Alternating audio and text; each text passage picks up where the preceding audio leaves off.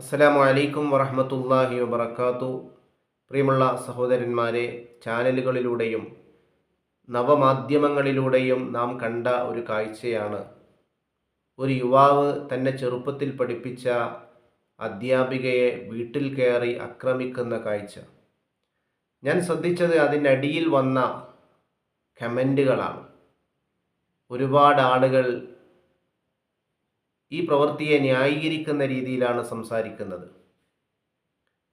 ചെറുപ്പത്തിൽ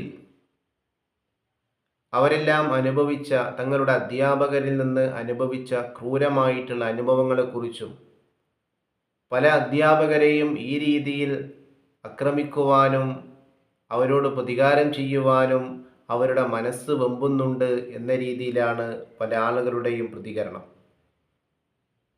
പ്രിയമുള്ള അധ്യാപക സമൂഹത്തോടും പൊതുസമൂഹത്തോടും അഭ്യർത്ഥിക്കുവാനുള്ളത്, ഇതൊരു യാഥാർത്ഥ്യമാണ്. ചെറുപ്പത്തിലുള്ള അനുഭവം, പ്രത്യേകിച്ച് അധ്യാപകരുടെ ഭാഗത്തു നിന്നുള്ള പല അനുഭവങ്ങളും പല ആളുകളെയും എത്ര വലുതായാലും മരണം വരെ അവരെ വേട്ടയാടിക്കൊണ്ടിരിക്കുന്ന അവസ്ഥകൾ കാണാൻ സാധിക്കും.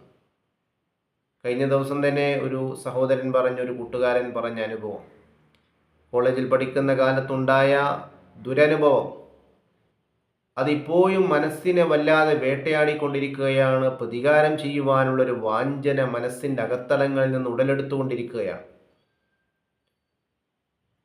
എത്രയോ കമൻറ്റുകൾ ആ വിഷയത്തിൽ സോഷ്യൽ മീഡിയയിൽ, പ്രത്യേകിച്ച് ഫേസ്ബുക്കിൽ കണ്ടു.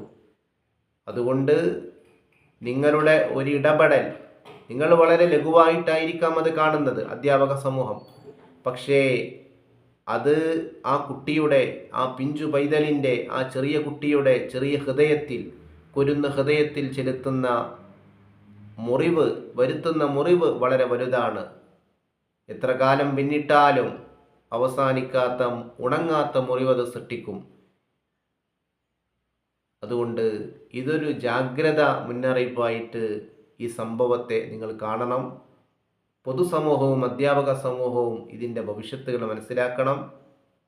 അവരുടെ കണ്ണ് തുറപ്പിക്കുന്ന ഒരു സംഭവമായിട്ട് ഈ സംഭവം മാറട്ടെ എന്ന് പറയാണ്. ആ കുട്ടി ചെയ്തതിനെ, ആ യുവാവ് ചെയ്തതിനെ ന്യായീകരിക്കുകയല്ല, പക്ഷേ ഇതിൻ്റെ ഒരു മറുവശമുണ്ട് എന്ന് ആ കമൻറ്റുകൾ സൂചിപ്പിക്കുകയാണ്. ഏതായാലും എല്ലാവർക്കും നല്ലത് വരട്ടെ എന്ന് ആശംസിക്കുന്നു. നമസ്കാരം.